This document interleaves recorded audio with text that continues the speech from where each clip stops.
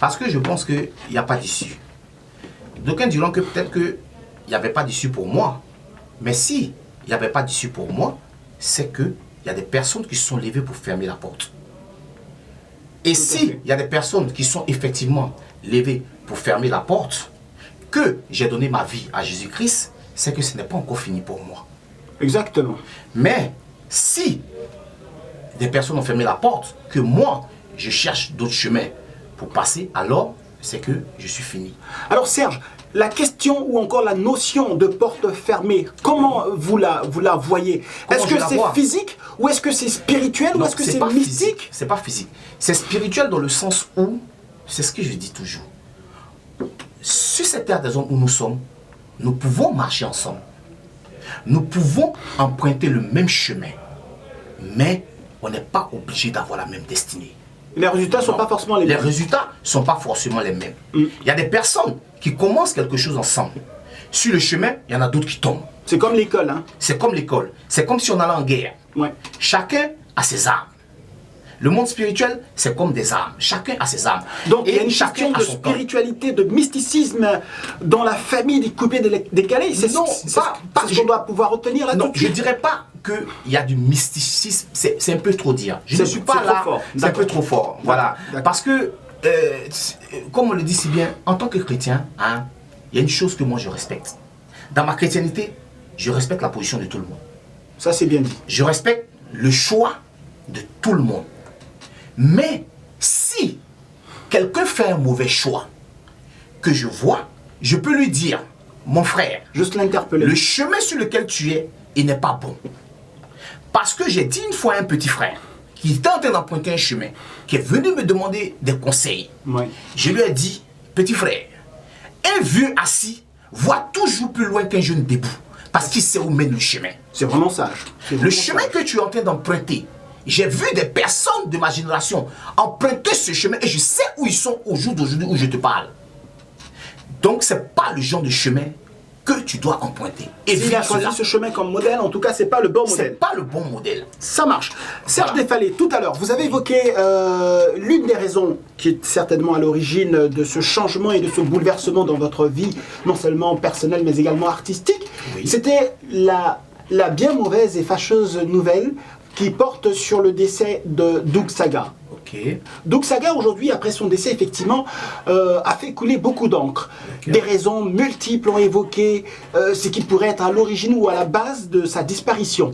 Est-ce que Serge Défalé, sur ce plateau, oui, une fois de plus, pourrait nous dire exactement ce qui aurait été à l'origine de la disparition de Doug Saga?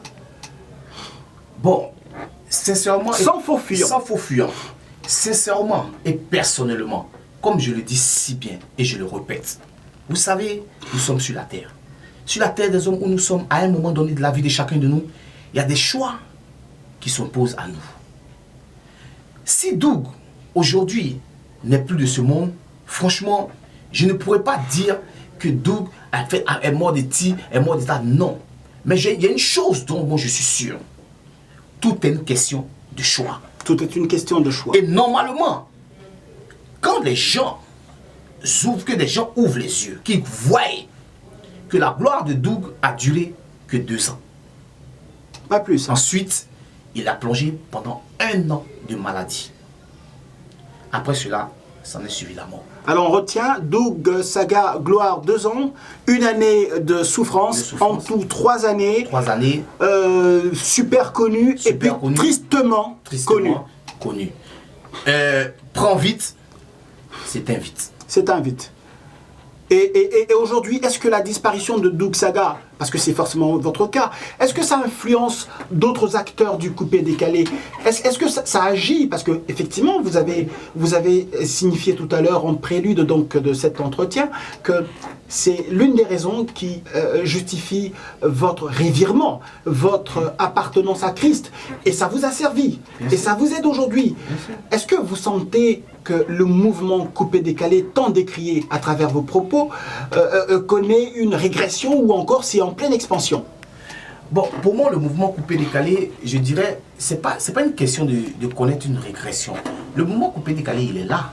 Sauf qu'il y a un petit souci, il y a un truc qui me gêne, mais qui me gêne beaucoup dans le mouvement coupé-décalé. En fait, il y a certaines personnes qui s'amusent à chercher à diviser pour mieux régner.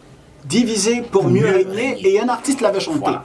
Tout le monde sait que la division ne vient pas de Dieu.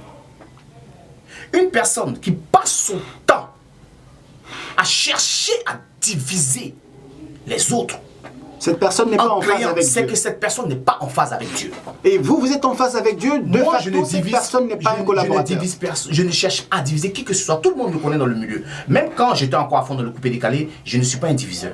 Alors, j'ai toujours aimé être rassemblé avec tout le monde et faire évoluer les choses. Alors, dites-nous, pour clore cet entretien, amis auditeurs, je suis très persuadé que vous êtes nombreux accrochés à vos postes transistors pour suivre la conclusion de cette émission.